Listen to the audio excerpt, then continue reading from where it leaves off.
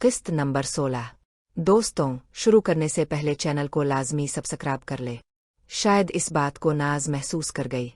वो मुंह से तो कुछ ना बोली, लेकिन इसने भी नाजिम की तरफ ध्यान नहीं दिया, सिर्फ मेरे साथ ही मजे लिए रह गई आपी। तो वो मेरे और नाजिम के दरमियान सैंडविच बनी रहे।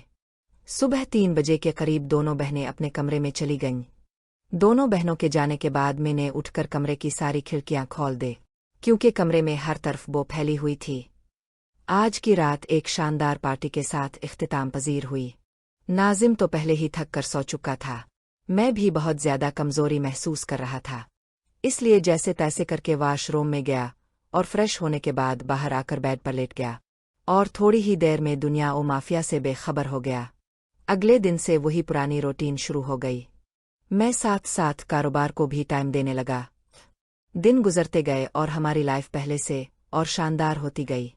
सीट अप वही था कि मैं अपनी दोनों बहनों को खुश करता था, जबकि नाजिम सिर्फ आपी की तरफ मुतवज्जे था, और उधर नाज भी नाजिम से भागती थी और सिर्फ मेरे साथ ही मस्ती करती थी। इसी तरह वक्त गुजरता गया। मौज मस्तियों में वक्त कैसे गुजरा पता ही नहीं चला। वैसे भी हम लोग जब आपस में वक्त गुजारते थे तो हमें दुनिया का होश नहीं रहता था।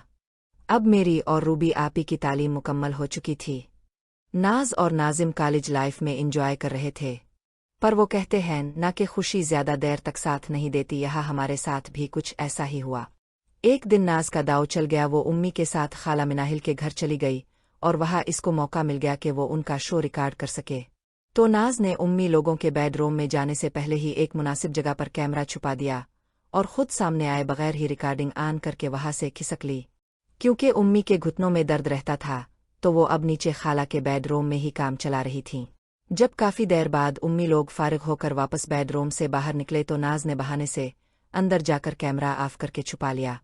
रात को मैं घर आया तो नाज ने सबसे नजरें बचाकर कैमरा मुझे पकड़ाते हुए कामयाबी का बताया और मैंने कैमरा पॉकेट में डाल लिया। मेरा ख्याल था कि रात को नाजिम के सोने के बाद वीडियो चेक करूंगा। खाना खाने के बाद जब उम्मी अबू अपने कमरे में चले गए तो मैं भी ऊपर चला गया। नाजिम कंप्यूटर पर गेम खेल रहा था। थोड़ी देर बाद नाजिम भी कंप्यूटर ऑफ करके सो गया। मैंने थोड़ी देर इंतजार करने के बाद अभी कैमरा से मेमोरी कार्ड निकालकर कंप्यूटर के साथ अटैच किया ही था कि नाज कमरे में दाखिल हुई। भैया आज आपी भी जल्दी ही सो गईं, तो मैंने सोचा आज मैं भैया के पास अकेली जाती हूँ और हम दोनों मिलकर अपने अपने वजूद को सुकून पहुंचाते हैं। ये कहते हुए वो एक अदाई नाज से चलती हुई मेरे पास आई। मैंने मुस्कुराते हुए छोटी बहना का हाथ पकड़ लिया। तभी कमरे का दरवाज़ा खोलकर आपी अंदर दाखिल हुईं और हमारी हालत देखकर मसनूई गुस्से से बोले, नाज तुझे हर वक्त तूफान आया रहता है, इसका इलाज क्यों नहीं करवाती? नाज भी इसी अंदाज में आंखें मीचती हुए बोली, आपी इलाज करवाने ही तो आई हूं ना भैया के पास। और इसकी बात सुनकर हम तीनों ही खुखलाकर हंस दिए। इस रात भी हम तीनों ने मिलकर खूब मस्ती की और मैंने दोनों बहनों को खुश करने के बाद मुझे ज़हन में आया कि ये मैंने क्या कर दिया। जज्बात में आकर मैं खुद पर कंट्रोल खो चुका था और मुझसे एक बहुत बड़ी गलती सरजद हो गई, जो कि बिल्कुल भी नहीं होनी चाहिए थी। दोनों बहनों के जाने के बाद मैंने कैमरा उठाया, मेमोरी कार्ड वापस कैमरे में लगाकर फिर किसी वक्त इस वीडियो को देखने का प्लान बनाया और कैमरा अलमारी में लॉक करने के बाद बेड पर लेट कर सो गया। अगले चंद दिन फिर मसरूफियत में गुजर गए और मैं कैमरा अलमारी में रखकर रिकॉर्डिंग वाली वीडियो भूल गया। फिर एक रात में और नाजिम बेड पर लेटे हुए बातें कर रहे थे कि आपी और नाज अंदर दाखिल हुईं। मैंने आपी की तरफ देखा तो मुझे आपी की आंखों में एक अजीब से चमक नजर आई, जो कि इससे पहले आज तक मौजूद ना थी।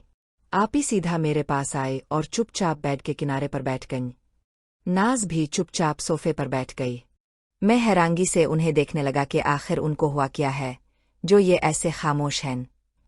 अचानक ही आपी ने जैसे मेरे सर पर बम फोड़ा, सागर में प्रेग्नेंट हूँ क्या सर? मैं हड़बड़ाकर उठा और आपी को कंधों से पकड़ते हुए बोला, ये क्या बकवास कर रही हो आपी? आपी ने मेरी आंखों में देखते हुए कहा, नहीं सागर, ये झूठ नहीं, बिल्कुल सच है कि मैं प्रेग्नेंट हूँ और तुम्हारे प्यार की निशानी मेरे पेट में मौजूद है। मैं